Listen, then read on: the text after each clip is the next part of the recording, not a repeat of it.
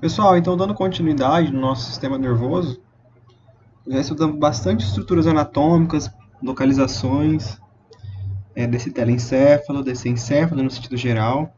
E hoje, agora, neste momento, nós iremos introduzir então as peculiaridades que constituem a parte microscópica do estudo do sistema nervoso, que é a parte dos componentes celulares, ok? Bom, então olha só. Temos que saber que essas células que constituem então os tecidos do sistema nervoso são células denominadas aí neurônios, né? A princípio, que se você olhar nessa imagem aqui à minha direita, eu consigo observar diferentes morfologias, certo? E que essas minhas morfologias foram descobertas, né? Elas vêm aí de acordo juntamente com a descoberta do microscópio óptico em meados do século XIX, depois aí com o acordo da descoberta do microscópio eletrônico no século XX, ok? Nós temos que entender que esses neurônios eles deixam de existir no nosso vocabulário como somente neurônios. Perdão, pessoal, te passando uma moto aqui. Ai, senhor, é difícil, mas vamos lá. Esses neurônios, eles não têm somente esse nome de neurônios, galera. Tá? A princípio, agora, a gente consegue entender que existe uma divisão de células de tecido nervoso. Então, nós temos os neurônios, ou células nervosas, que vão constituir, então, o tecido nervoso. E nós temos também as células de apoio, ou células neurogliais. Tá? Tem uma outra também nomenclatura que eu posso definir como célula glia. Tá? Também tá certo. Não tem nenhum problema não, depende da literatura que você tiver como referência. Bom? A diferença básica uma da outra, dos neurônios das neuroglias, é que os neurônios eles vão conduzir sinalização elétrica, ou seja, os neurônios eles vão conduzir sinapses. Nós vamos ver isso em um outro momento. Já as minhas células de apoio ou neuroglia ou glias, elas não conduzem sinapse. Então, elas não conduzem não sinápticas. Tá? O que é essa sinapse, prof? Essa sinapse, meu caro colega, é o quê? A sinalização de corrente elétrica de informações que passa dentro do seu neurônio, ok? Não passa nas células neurogliais. Neurogliais, elas somente servem para dar o quê? Um apoio desse meu neurônio sobreviver, ok? Então, esses neurônios, eles têm que ter uma estrutura específica para conseguir dar esse aparato e ter como resultado o que nós chamamos de sinapse, ok? Então, olha só. Esse neurônio ele também pode ser constituído então uma unidade funcional, tá? Do meu sistema nervoso. A princípio, quando eu falo sistema nervoso, estou falando de periférico central, ok? Central e periférico. E aí, essa unidade de funcionamento, ela tem que existir. E ela tem estruturas específicas, tá? Na sua engrenagem, para que aconteça o que nós chamamos de sinapse.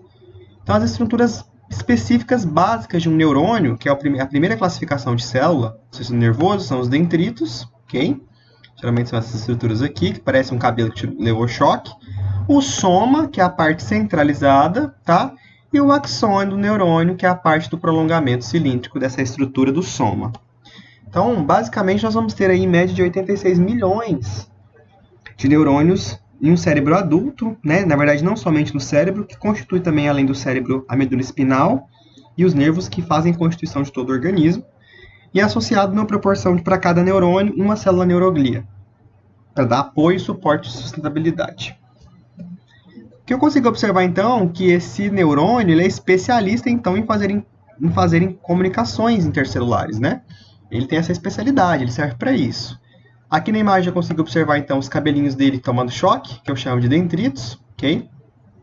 Essas estruturas aqui vão ser aquela estrutura que nós tivemos na aula passada, que eu falei para vocês, os neurônios dopaminérgicos. Lembra que eu desenhei duas mãozinhas, né?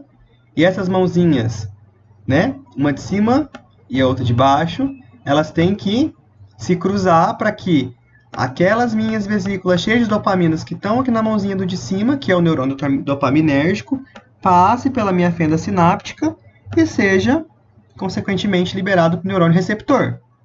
Não é isso? É exatamente essa mãozinha que vocês estão vendo aqui, ó, é uma estrutura microscópica deste dendrito. Então, provavelmente, o meu neurotransmissor ele é produzido aqui no intracelular, na região do citosol, tá? Ele é encapsulado por proteínas que é produzida ali pelo meu complexo de Golgi, e aí elas são trazidas aqui para os dendritos. Os dendritos são essa estrutura aqui, uma forma ampliada para vocês entenderem. Só para a gente não esquecer, o nome desse espaço que eu tenho entre um neurônio e outro, nesse caso o neurônio de cima é um dopaminérgico no exemplo e o de baixo não, chama-se de fenda sináptica. Tá? Fenda sináptica. Bom, dando ainda segmento, eu tenho então uma estrutura que eu chamo de soma, que vai ser a parte intracelular, mais complexa, né, que vai ter aqui, onde a gente pode observar nessa imagem, o núcleo, o nucleolo. Então, o nucleolo é essa bolinha aqui, o núcleo é essa bolinha maior. Aqui botei mitocôndria, complexo de Golgi e outras estruturas organelares constituintes dessa célula. Desculpa. Bom, dando continuidade, é aqui que acontece todo o metabolismo intracelular, tá? A parte do soma, metabolismo intracelular. Consigo observar aqui também um prolongamento do soma, que eu vou delimitar com o nome de axônio, tá? Porém, esse axônio ele pode ser envolvido aí por estruturas celulares de apoio também, como uma célula que eu chamo de célula de Schwann. Tá vendo aqui, ó? Uma célula de Schwann, ok? Ela também pode fazer o quê? Repetidos envelopamentos do axônio. E ainda por cima dessa minha célula de Schwann, eu tenho uma outra camada de revestimento que eu chamo de bainha de mielina. Tanto a célula de Schwann quanto a bainha de mielina são estruturas axoniais, ok? Principalmente de neurônios periféricos, que têm uma função de transmissibilidade de maior qualidade. Tá? Então, sem elas, eu faço transmissão sináptica? Faço, mas a qualidade cai, sem a ausência. Ou melhor, com a ausência delas. Então, como eu disse anteriormente, ó, aqui eu tenho uma estrutura nessa imagem que eu denomino aqui os dendritos, tá? Aqui um núcleo e essa parte central, onde tem todas as organelas neste corte, eu chamo de soma, tá? Soma do neurônio, ou soma neuronal. Bom? Então, aqui, por exemplo, o que tem dentro desse soma? Núcleo, né? Consigo observar aqui, mitocôndria, retículo endoplasmático, tá? Tenho aqui ribossomos, complexo de Golgi, etc. São estruturas que nós já vimos na disciplina de CMC, cuja funcionalidade também já estudamos. Então, para poder passar um pente fino nessa parte celular, esse núcleo do neurônio ele tem a função, como todos os núcleos, que é a sua produção de replicação celular. Então, ele vai organizar esse DNA em cromossomo, né? Então, ele organiza o DNA em dupla fita condensada helicoidal, que vira os cromossomos, para poder ter a divisão celular a princípio, tá? Que eu chamo de mitose. Então, esse núcleo ele vai produzir proteínas, que, consequentemente, aí, vão ser produzidas também pelos nucleolos, e esses nucleolos que vão traduzir, vão levar, na verdade, né? Perdão, eles vão levar as proteínas produzidas no meio intranuclear para os ribossomos. Nós sabemos que os ribossomos são como se fossem máquinas, são fábricas que vão sintetizar tudo aquilo que o comando do DNA produz. Então, por exemplo, existem vírus que utilizam justamente, né, o vírus em si, que não é considerado um ser vivo porque ele não tem essa metabolização, ele tem material genético, então ele utiliza justamente o ribossomo para duplicar o seu material. Então, imagine que esse ribossomo ele é uma organela em pontos, ok? Que faz a tradução de qualquer DNA ou RNA que passa por ele e, consequentemente, duplica ou triplica ou quadriplica aquele material. No caso das células, isso define produção de algum produto, pode ser proteína ou até mesmo outra célula, e no caso de agentes nocivos como o vírus, a replicação viral, tá? O retículo endoplasmático ele pode ser liso ou rugoso, aqui nós estamos definindo os dois, eles têm a função tubular de fazer o transporte, geralmente, dentro do citoplasma ali, de produtos de proteínas ou produtos processados por essa célula. Já o complexo de Golgi, eu quero que vocês prestem bastante atenção aqui, porque ele é uma estrutura de organela que vai incluir neurotransmissores. Então, não sei se vocês lembram, mais uma vez desenhando aqui o nosso botão sináptico, né, do neurônio. Aquela dopamina, ela é liberada aqui dentro, né, do meu neurônio dopaminérgico, ela é liberada em vesículas, ou seja, ela vai cair na fenda sináptica, ela chega até aqui no botão, na região de liberação, e quando ela é para ser liberada, ela cai, né? Não mais agora em vesículas, mas ela é levada até lá em formato de vesícula. Posteriormente, essa dopamina vai fazer contatos com os receptores que nós temos aqui no neurônio receptor e vai entrar dentro desse segmento, né? Então, esse complexo de Golgi ele vai sempre criar vesículas nessas estruturas que vão dar segmento aí para outro neurônio, pode ser, no caso, neurotransmissores ou algum tipo de proteína ou peptídeo específico, tá?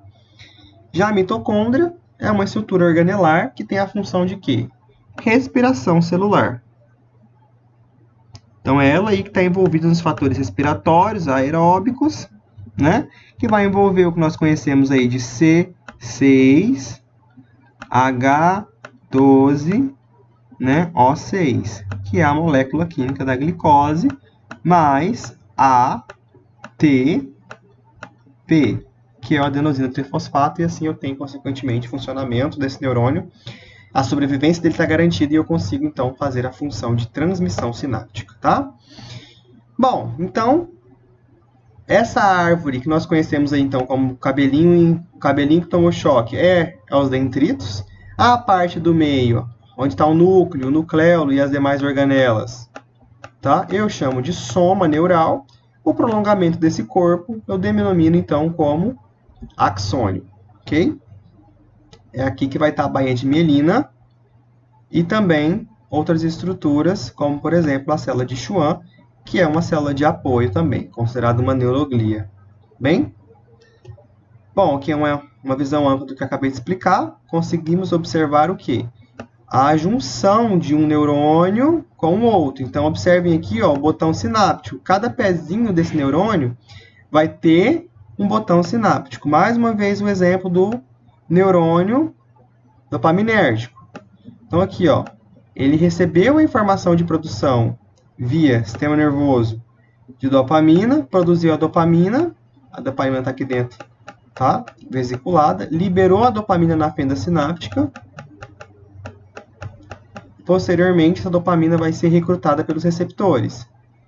Tanto o que libera quanto o que recebe, ele possui o quê? Botões sinápticos, que parecem umas ventosazinhas, que é por onde vai receber essa informação de neurônios, de neurotransmissores, tá bom? Bom, então esses neurônios ainda, ele tem características diferentes, não é porque é neurônio que vai ser tudo igual, tá? Então, por exemplo, eu vou ter um neurônio bipolar, por exemplo, que tem aí duas extensões saindo do corpo, como, por exemplo, as células da retina, né? Que é uma estrutura do seu olho que tem a correlação entre a formação da imagem que você vê, que forma o que você vê. Sem retina nós ficamos cegos, porque ela faz aí a visualização ficar completa. Então, eles têm bipolaridade, ou seja, um axônio aqui, outro axônio aqui. Os neurônios pseudonipolares são neurônios bem característicos aí de continuidade da medula espinhal. Então, olha só. Ele tem axônios muito longos, tá? Ele tem dois axônios, ao invés de um axônio e um dendrito. Então, a gente pode observar que são axônios longos. Geralmente, ele faz uma ação de aferência. Perdão, deixa eu apagar. Então, desconsidera esse aqui. Ó, então, ele faz a função de aferência e eferência. Ou seja, o mesmo neurônio ele consegue ser sensitivo e depois ativar a forma motora de resposta via medula espinhal, ok? E os multipolares, que é aquele neurônio que tem uma grande dimensão de extensão de dendritos e axônios saindo por todo o seu corpo. Então, aqui eu consigo ver ramificações dendritais e aqui ramificações também axoniais, tá bom? Região do soma é essa estrutura toda em amarelo interna aqui, onde está o núcleo. Já o axônio, ele pode ser gigantesco, porque como ele é um prolongamento, ele pode partir ali do começo da inserção da medula e até, por exemplo, o braço, tá? Para dar o movimento de flexão e extensão, por exemplo. E aqui eu tenho a medula. Lembrando que nessa medula eu tenho aqui um forame vertebral que vai sair, a princípio, a raiz ascendente, né? Ou descendente, ou aferente e eferente. E a partir dessa raiz eu tenho o quê? Um complexo de glândulos que vão depois formar o meu neurônio, tá? Bom, Aqui eu tenho uma imagem ampla do que nós já falamos, né? Como que esse axônio, então, que é bem longo, que eu acabei de desenhar aqui, consegue transportar uma informação tão longe? Porque eles são longos e um vai passando a informação para o outro. Então, por exemplo, ó, eu tive aqui uma sinapse, que foi um comando, tá? Do dendrito de um neurônio aqui atrás, ele encapsulou os neurotransmissores, liberou, em vesícula, liberou aqui na fenda sináptica para o receptor, tá bom? Essa imagem que vocês estão vendo aqui, na verdade, é uma amplitude do que está acontecendo aqui nessa boquinha aqui, ó. Conectou, liberou. Então, aqui, ó, esse neurotransmissor que vocês estão vendo nessa imagem aqui, está aqui. Ele vai chegar até esse soma, ser traduzido e ser continuidade até o demais. Chegou aqui, vai acontecer o que vocês estão vendo aqui, aqui de novo, tá? Que nós chamamos aí de transmissibilidade de informação, que é a sinapse. Mais uma vez, a parte interna eu denomino soma. Aqui eu tenho uma bainha de mielina, e o axônio, né, posteriormente, aí, dando esse prolongamento e continuidade das informações. Então, mais uma vez, tá? Essas eletricidades aqui, esses raios que vocês estão vendo, professor, é porque é o super choque? Não, queridos, é porque realmente acontece isso mesmo, tá bom? São impulsos tão rápidos que fazem claridade intracelular. Que é bem claro o exemplo do neurônio dopaminérgico, fazendo aí a formação de vesículas, né, dos neurotransmissores, e que poderia ser tranquilamente uma dopamina, sendo produzida por um dopaminérgico e que sendo liberado, né, na minha fenda sináptica, e esses meus receptores recebendo, captando, pegando para eles, então, o neurotransmissor em si. Bom, então nós temos uma diferença básica entre axônio e dendrito. Então, o axônio leva informação do corpo celular, né? Ou seja, ele vai pegar aquela parte do soma e considerar o prolongamento para todo o corpo. Nós temos aqui a superficializa, porque não tem dendrito. É um axônio apenas um por célula, mas geralmente a gente vai ter que levar em consideração que pode ser né? Ele pode ser multipolar, ter vários axônios. Não tem ribossomo, lembrando que ribossomo é uma estrutura que faz a produção de proteína de DNA ou proteína nucleica. Então, essa consideração é feita no soma e não no axônio. Pode ser recoberto com mielina? Com certeza. Mielina é uma estrutura, né, que vai potencializar, então, a transmissibilidade de sinais, que eu chamo, então, de axônio mielinizado, se eu quisesse. E eu tenho uma outra característica bem intrigante, né, que é o quê? Ramificação de longe. Ele pode ser tão grande, mas tão grande, que pode ramificar todas as estruturas. Inclusive, eu tenho um par de nervo craniano que parte do tronco cefálico e ramifica aí ou inerva os olhos. Quem que está inervando? São mais somas ou são mais axônios? São mais axônios, tá? Já os dendritos, eles trazem informação para o corpo celular, porque eles têm ali a parte dos receptores. Tem ribossomo, tem organela, né, no sentido geral, e não tem bainha de mielina, tá? Lembrando que eles vão se ramificar, os dendritos, sempre próximo ao corpo da célula. Quem que é esse corpo da célula? É o soma. Né? Quem vai ficar longe são os axônios. E aí, então, entramos nas células glias, que são as células de suporte, proteção, isolamento e nutrição. Então, para você que tinha uma dúvida aí, para que servia uma célula glia, ou uma neuroglia, ou uma célula de apoio, já te trago as respostas. Então, aquela célula que vai dar um apoio mesmo, tá? Um apoio moral e um apoio prático. Vai pegar na mão do neurônio aí e ajudar ele a trabalhar. Então, nós temos aqui suporte, proteção e isolamento. Ele vai ter, inclusive, as células glias vão, inclusive, nutrir esses neurônios e guiá-los durante os impulsos nervosos, né? Então, elas não participam aí de fendas sinápticas, sinalizações, isso aí é algo exclusivo dos neurônios, e vão ajudar, então, a definir contatos sinápticos, vão melhorar essa relação aí entre os neurônios e as sinapses. Por exemplo, nutrindo o neurônio. Como é que um neurônio desnutrido vai realizar uma sinapse eficiente? Então, ele precisa desse vínculo com a glia para, posteriormente, conduzir tudo na melhor forma possível. Tudo certo? Estão entendendo? Caso tenham alguma dúvida, por gentileza, postem com o líder para que ele entre em contato comigo via WhatsApp. Vamos aproveitar para fazer uma pausa e dizer, né, pessoal, que nós estamos passando um período bem difícil em relação à pandemia no Brasil. E temos que ter bastante cuidado e cautela, por isso que essas medidas são preventivas, mas muito efetivas.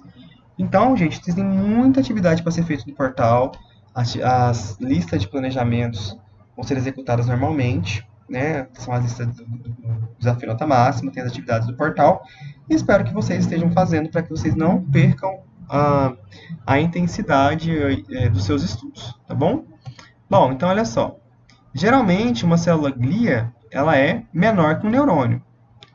Então, aqui eu consigo observar nessas setas pretas aqui, ó, que um axônio sendo mielinizado, tá? Então, essa aqui é a estrutura da mielina. Essa partezinha aqui, ó, pode ser uma célula de Schwann, por exemplo. Tá dando. Observem que eu tenho uma célula, uma outra, que está ligando, ela se liga uma estrutura, né, uma estrutura axonial ao neurônio. Qual é a parte do neurônio? Do axônio do neurônio. Então, será que aqui, por exemplo, quando eu falo de nutrição, isso aqui não está muito claro, essa imagem? Que tem uma célula que está segurando um capilar para nutrir esse axônio. Se esse axônio não tiver nutrição sanguínea, como que ele vai fazer a transmissão de sinapse? Então, a glia ela consegue fazer essa interação, ok? Então, papéis da glia não são bem estabelecidos e incluem. Então, ela está um apoio, né? Então, ela é aquela pessoa, é um sereverinho. Então, ela vai manter meio iônico das células nervosas, então ela vai manter o equilíbrio aí de cálcio, sódio, potássio, magnésio, né? Vai modular a taxa de propagação de sinais, ou seja, se tem um local que está recebendo mais sinais sinápticos, ela vai consequentemente encaminhar para outro local. Ela vai também prover arcabouço de apoio a certos aspectos do desenvolvimento neural, né? Previne recuperação de lesões nervosas, porque assim, pessoal, quando nós temos lesões nervosas, nossos neurônios morrem e acaba que fica ainda as neuroglias. E aí elas podem estar ajudando aí no aparato de funcionamento fisiológico do sistema nervoso central periférico. Nós temos 4 tipos de células glias, tá? Nós temos, por exemplo, então, os astrócitos, nós temos os oligoendrócitos e as células de Schwann e também os microgliócitos, tá? As ependimárias, elas estão mais caracterizadas aí ao revestimento espinal. Então, os astrócitos são células bem grandonas, são glias. Elas que estão bem caracterizadas na sustentação e nutrição dos neurônios. Então, por exemplo, aqui, essa imagem aqui, ela é bem representada, então, por um astrócito, uma célula grande, que está se ligando aqui no vaso sanguíneo para poder transmitir os nutrientes que ela está captando aqui pelo sangue para o meu axônio. Então, é um astrócito.